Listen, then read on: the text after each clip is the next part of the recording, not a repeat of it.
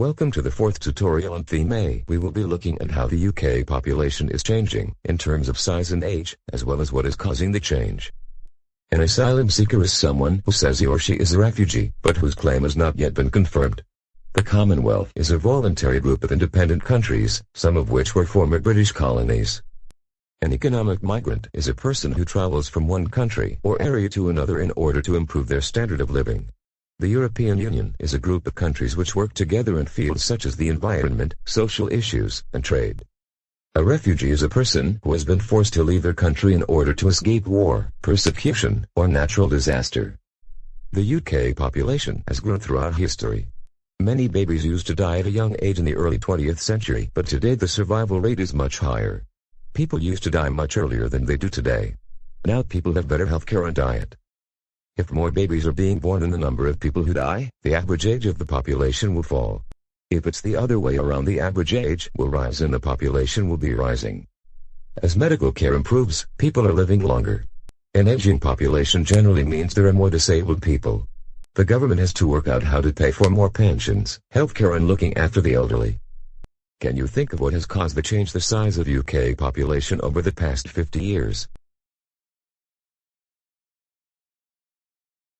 There are two main factors that cause a change in the size of the population.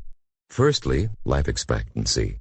If people live longer and more babies survive, the population will grow. Secondly, migration.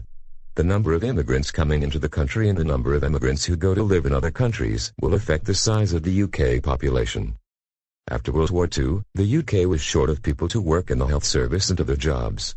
People were encouraged to come from the West Indies into the Commonwealth countries to take up these jobs. Another big source of immigrants in recent years has been the European Union. Member countries of the EU agreed that people can move freely from one country to another. As the EU grew, the more people came to the UK. Can you think of reasons why people would want to come to the UK? People have many reasons for wanting to come to live in the UK. They usually fall into one of three categories. Firstly, economic migrants come because they are looking for a better life. They want to find work to support themselves and their families. Secondly, refugees come because they have been forced to leave their country to escape war, persecution, or a natural disaster. Thirdly, asylum seekers come because they want to put in a request to stay here because they are refugees. In the exam you might be asked to explain, using an example, one impact of the way the UK population is changing. Or to argue for and against whether refugees should be allowed into the UK. We go together like ram ram ram, ding ding ding dong.